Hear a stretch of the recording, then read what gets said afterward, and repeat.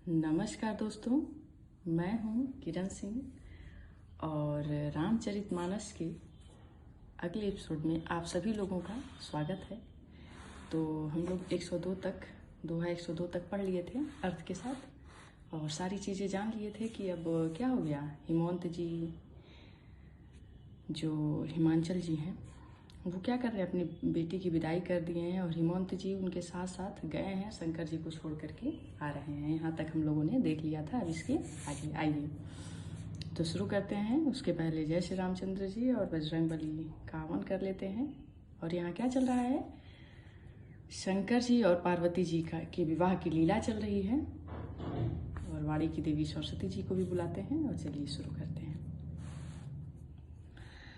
तुरत भवन आए गिरिराई, सकल शैल सर लिए बुलाई। आदर दान विनय बहुमाना, सब कर विदा किन्ह हिमवाना। पर्वतराज हिमांचल तुरंत घर आए और उन्होंने सब पर्वतों और सरोवरों को बुला लिया। हिमवान ने आदर दान विनय और बहुत सम्मान पूर्वक सबकी विदाई की। जब ही शंभु कैलाश ही आए, सूर सब निज निज लोक सिधाए। जगत मातु पितु शंभु भवानी, तेहि सिंगार न कहु बखानी। जब शिव जी कैलाश पर्वत पर पहुंचे तब सब देवता अपने अपने लोक को चले गए। तुलसीदास जी कहते हैं कि पार्वती जी और शिव जी जगत के माता पिता हैं, इसलिए मैं उनके श्रृंगार का वर्णन नहीं करता। करिहि विविध विधि भोग बिलासा, गनह समेत बसहि कैलासा। हर गिरिजा बिहार नित नयऊ, एहि विधि विपुल काल चली गयऊ। शिव पार्वती विविध प्रकार के भोग विलास करते हुए अपने गणों सहित कैलाश पर रहने लगे। वे नित्य नए विहार करते। इस प्रकार क्या हुआ, बहुत समय बीत गया। तब जन्मेहु शठ बदन कुमारा, तारक असुर समर जेहि मारा। आगम निगम प्रसिद्ध पुराना, सन्मुख जन्म सकल जग जाना। तब 6 मुखों वाले पुत्र स्वामी कार्तिकेय का जन्म हुआ, जिन्होंने बड़े होने पर युद्ध में तारकासुर को मारा। वेद शास्त्र और पुराणों में स्वामी कार्तिकेय के जन्म की कथा प्रसिद्ध है और सारा जगत उसे जानता है। कामदेव जी शंकर जी के ध्यान को भंग करने के लिए भी इसीलिए गए थे क्योंकि देवताओं ने उनसे विनय किया था। किससे? कामदेव जी से।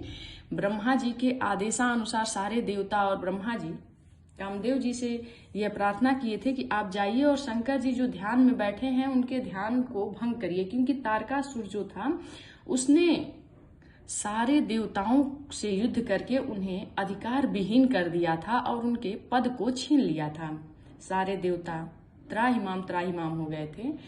तो ब्रह्मा जी ने देखा कि जो तारका का वध करने वाला है, तारकासुर का वध करने वाला है, वो कौन है? वो शिव का पुत्र होगा।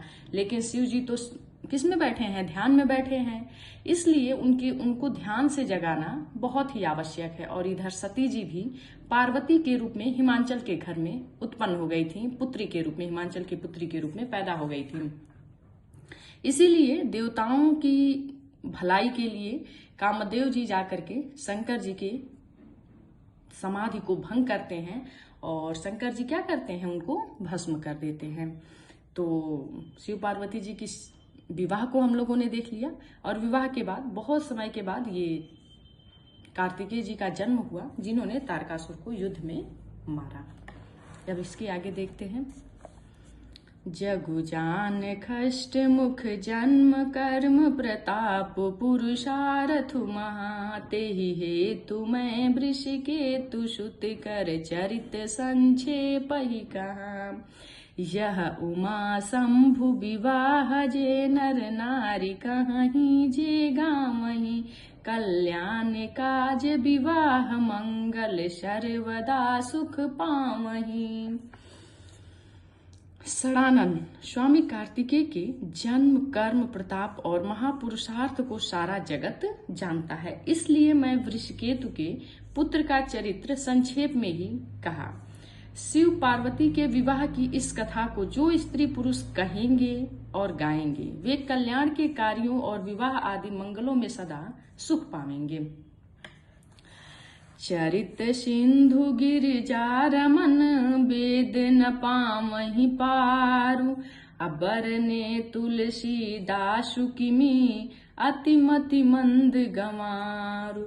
गिरजापति महादेव जी का चरित्र समुद्र के समान अपार है, उनका पार वेद भी नहीं पाते। वह अत्यंत मंद बुद्धि और गंवार तुलसीदास उसका वर्णन कैसे कर सकता। मतलब तुलसीदास जी कह रहे हैं कि मैं क्या चीज हूँ। जो गिरजापति महादेव जी का जो चरित्र है वो समुद्र की तरह से अथाह है और जिसका वर्णन वेद भी नहीं कर पाते हैं, तो मेरी क्या। शंभु चरित सुनि सरस सुहावा, भारद्वाज मुनि अति सुख पावा। बहु लाल सा कथा पर बाढ़ी, नय नहीं नीरु रोमावली ढाढ़ी। शिव जी के रसीले और सुहावने चरित्र को सुनकर मुनि भारद्वाज ने बहुत ही सुख पाया। कथा सुनने की उनकी लालसा बहुत बढ़ गई, नेत्रों में जल भर आया तथा रोमावली खड़ी हो गई। मतलब रूमें क्या हो गए, खड़े हो गए। प्रेम विवश मुख आवन बानी, दशा देखी हर्षे मुनि ज्ञानी। अहो धन्य तब जन्म मुनीषा, तुम्हि प्राण सम प्रिय गौरीशा। वे प्रेम में मुग्ध हो गए, मुख से बाड़ी नहीं निकलती। उनकी यह दशा देखकर ज्ञानी मुनि याज्ञवल्क्य बहुत प्रसन्न हुए और बोले, हे मुनीश, आहा तुम्हारा जन्म धन्य है, तुमको गौरीपति शिव जी प्राणों के समान प्रिय हैं। शिव पद कमल जिन्हि रति नाही, राम ही ते सपने न सुहाही। बिनु छल विश्वनाथ पद नेहूँ, राम भगत कर लक्षण एहूँ। शिव जी के चरण कमलों में जिनकी प्रीति नहीं है, शिव जी के चरण कमलों में जिनकी प्रीति नहीं है, वे श्री रामचंद्र जी को स्वप्न में भी नहीं अच्छे लगते हैं। विश्वनाथ श्री शिव जी के चरणों के निष्कपट विशुद्ध प्रेम होना यही राम भक्त का लक्षण है। शिव सम कोई रघुपति व्रत धारी, बिनु अघ तजी सती असी नारी। पुनि करी रघुपति भगति दिखाई, को शिव सम राम ही प्रिय भाई। शिव जी के समान रघुनाथ जी का व्रत धारण करने वाले, शिव जी के समान रघुनाथ जी का भक्ति में व्रत धारण करने वाला कौन है, जिन्होंने बिना ही पाप के सती जैसी स्त्री को क्या किया, त्याग दिया और प्रतिज्ञा करके श्री रघुनाथ जी की भक्ति को दिखा दिया। हे भाई, श्री रामचंद्र जी को शिव जी के समान और कौन प्यारा है। कह रहे हैं कि श्री रामचंद्र जी को शिव जी के समान और कौन प्यारा है। प्रथम ही मैं कही शिव चरित, बुझा मरम तुम्हार। असुचि सेवक तुम राम के, सहित समस्त विकार। मैंने पहले ही शिव जी का चरित्र कहकर तुम्हारा भेद समझ लिया। तुम से रामचंद्र जी के पवित्र सेवक हो और समस्त दोषों से रहित हो। मैं जाना तुम्हारे गुणशीला, कहु सुनऊ अब रघुपति लीला। सुनि मुनि आजु समागम तोरे, कही न जाई जस सुख मन मोरे। मैं तुम्हारा गुण और शील जान लिया, मैंने तुम्हारा गुण और शील जान लिया। अब मैं श्री रघुनाथ जी की लीला कहता हूँ, सुनो। हे मुने सुनो, आज तुम्हारे मिलने से मेरे मन में जो आनंद हुआ वह कहा नहीं जाता। रामचरित अति अमित मुनीषा, कही न सकहि सत कोटि अहिंसा। जतपि जथा श्रुत कहूँ बखानी, सुमरि गिरापति प्रभु धनुपाति। प्रभु धनु पानी। हे मुनीश्वर, रामचरित अत्यंत अपार है, 100 करोड़ शेष जी भी उसे नहीं कह सकते। तथापि जैसा मैंने सुना वैसा वाणी के स्वामी और हाथों में धनुष लिए हुए प्रभु श्री रामचंद्र जी का स्मरण करके कहता हूँ। सादर दारु नारी सम स्वामी, रामु सूत्रधर अंतर जामी। जेहि पर कृपा करहि जनु जानी, कभी उर अजिर न चावनि बानी। सरस्वती जी कठपुतली के समान हैं और अंतर्यामी स्वामी श्री रामचंद्र जी सूत पकड़कर कठपुतली को नचाने वाली सूत्रधार हैं।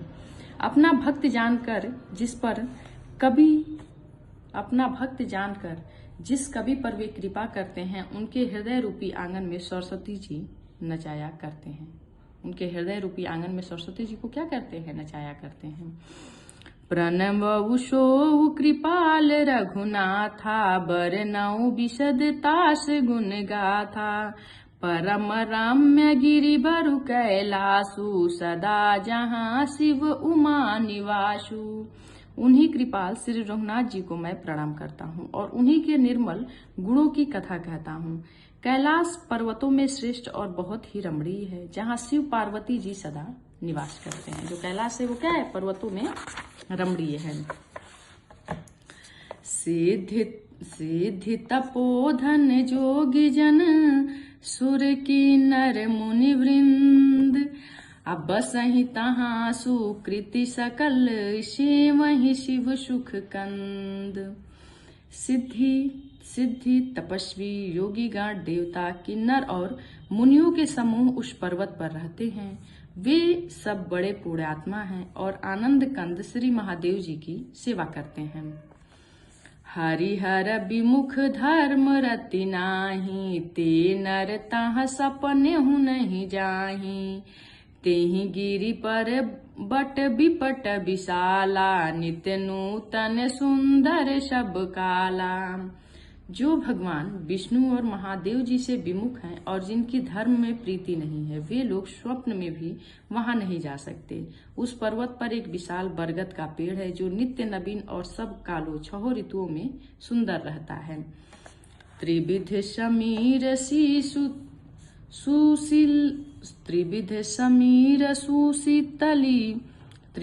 समीर सुशीतली छाया, शिव विश्राम विपटि श्रुति गाया।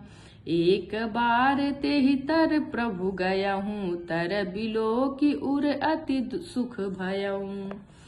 वहाँ तीनों प्रकार के शीतल मंद और सुगंध वायु बहती रहती है और उनकी छाया बड़ी ठंडी रहती है। वह शिव जी के विश्राम करने का वृक्ष है, जिसे वेदों ने गाया है। एक बार प्रभु शिव जी उस वृक्ष के नीचे गए और उसे देखकर उनके मन में हृदय में बहुत ही आनंद हुआ। निज कर डारी नागरी पुछाला, बैठे सहज ही शंभु कृपाला। कुंद इंद दर गौर शरीरा, भुज प्रलम्ब परिधन मुनि चीरा। अपने हाथ में बाघंबर बिछाकर कृपाल शिव जी स्वभाव से ही बिना किसी खास प्रयोजन के वहां बैठ गए। कुंदन के पुष्प, चंद्रमा और शंख के समान उनका गौर शरीर था। बड़ी लंबी भुजाएं थी और वे मुनियों के से वस्त्र धारण किए हुए थे। तरुण अरुण अम्बुज सम चरना, नख दुति भगत हृदय तम हरना। भुजग भूति भूषण त्रिपुरारी, आननु शरद चंद छबिहारी। उनके चरण नए लाल कमल के समान थे। नखों की ज्योति भक्ति के हृदय का अंधकार हरने वाली थी। सांप और भस्म ही उनके भूषण थे और उन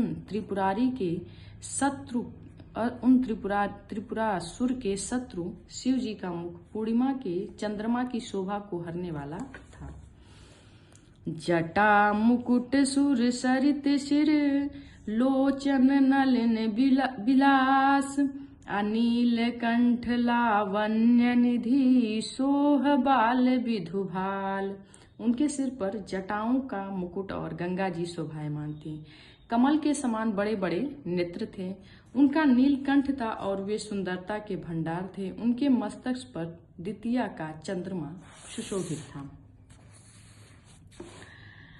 बैठे सोह काम रिपु कैसे धरे शरीरु, शांत रसु जैसे पार्वती भले अवसर जानी, गई शंभु पहि मातु भवानी। कामदेव के शत्रु शिव जी कहाँ बैठे हुए ऐसे शोभित हो रहे हैं। कामदेव के शत्रु शिव जी वहां बैठे हुए ऐसे शोभित हो रहे हैं मानो शांत रसी शरीर धारण किए बैठा हो। अच्छा मौका जानकर शिव पत्नी माता पार्वती जी उनके पास गईं। जानी प्रिया आदर अति कीन्हा, बाम भाग आसन हर दीन्हा, बैठी शिव समीप हर साही, पूरब जन्म कथा चित आई। अपनी प्यारी पत्नी जानकर शिव जी ने उनका बहुत आदर किया और अपनी बाईं ओर बैठने के लिए आसन दिया। अपनी बाईं तरफ उनको बैठाया। किसको? पार्वती जी को। पार्वती जी प्रसन्न होकर शिव जी के पास बैठ गईं।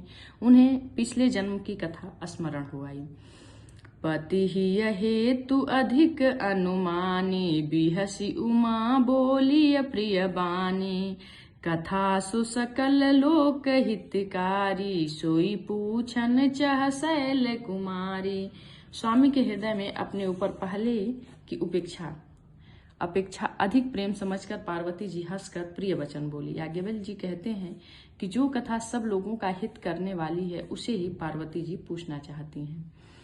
विश्वनाथ मम नाथ पुरारी, त्रिभुवन महिमा विदित तुम्हारी, चर अरु अचर नाग नर देवा, सकल करहि पद पंकज सेवा। पार्वती जी ने कहा कि हे संसार के स्वामी, हे मेरे नाथ, हे त्रिपुरा सुर का वध करने वाले, आपकी महिमा तीनों लोकों में विख्यात है। चर अचर नाग मनुष्य और देवता सभी आपके चरण कमलों की सेवा करते हैं। प्रभु समरथ सर्वज्ञ शिव, सकल कला गुण धाम, अजोग ज्ञान विज्ञान निधि, प्रणत कल्प तरुणाम। हे प्रभु, आप सर्वत्र समर्थ, सर्वज्ञ और कल्याण रूप हैं। सब कलाओं और गुणों के निधान हैं और योग ज्ञान तथा वैराग्य के भंडार हैं। आपका नाम शरणागतों के लिए कल्प वृक्ष है। जौ मो पर प्रसन्न सुख राशि, जानिय सत्य मोहि निज दासी, तो प्रभु हरहु मोर अज्ञाना, कहि रघुनाथ कथा विधि नाना। हे सुख की राशि, यदि आप मुझ पर प्रसन्न हैं और सचमुच मुझे अपनी दासी जानते हैं तो हे प्रभु, आप श्री रघुनाथ जी की नाना प्रकार की कथा कहकर मेरी अज्ञानता को दूर कीजिए। जा शुभमन सुर तरु तर होई, सही की दरिद्र जनत दुख सोई, शशि भूषण अस हृदय विचारी, हरहु नाथ मम मति भ्रम भारी। जिनका घर कल्प वृक्ष के नीचे हो वह भला दरिद्रता से उत्पन्न दुख को क्यों सहेगा। हे शशि भूषण, हे नाथ, हृदय में ऐसा विचार कर मेरी बुद्धि के भारी भ्रम को दूर कीजिए। प्रभु जे मुनि परमारथ बादी, कहहि राम कहु ब्रह्म अनादि, शेष शारदा वेद पुराना, सकल करहि रघुपति गुण गाना।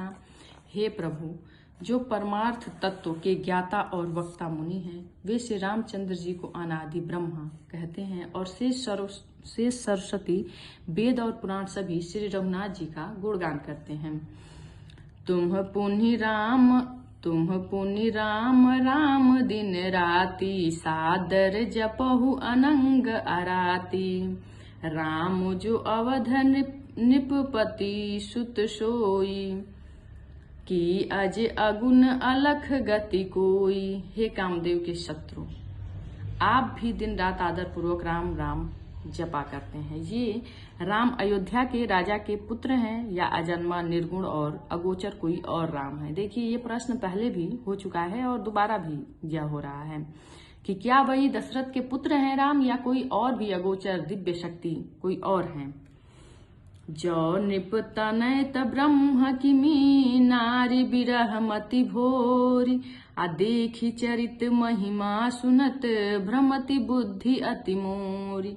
यदि वे राजा पुत्र हैं तो ब्रह्म कैसे, और यदि ब्रह्म हैं तो स्त्री के विरह में उनकी मति बावली कैसे हो गई। इधर उनके ऐसे चरित्र देखकर और उधर उनकी महिमा सुनकर मेरी बुद्धि अत्यंत क्या हो गई है, चकरा गई है। जो अनीह व्यापक विभु को कहूँ बुझाई नाथ मोहि सो। आज्ञा जानी ऋषि उर जन धरहूँ जेहि विधि मोर मिटे सोई करहूँ। यदि इच्छा रहित व्यापक समर्थ ब्रह्मा कोई और है तो हे नाथ मुझे उसे समझा कर कहिए, मुझे नादान समझकर मन में क्रोध न लाइए। जिस तरह मेरा मोह दूर हो सके वही कीजिए। मैं बन दीखी राम प्रभुताई अति भय विकल न तुम ही सुनाई।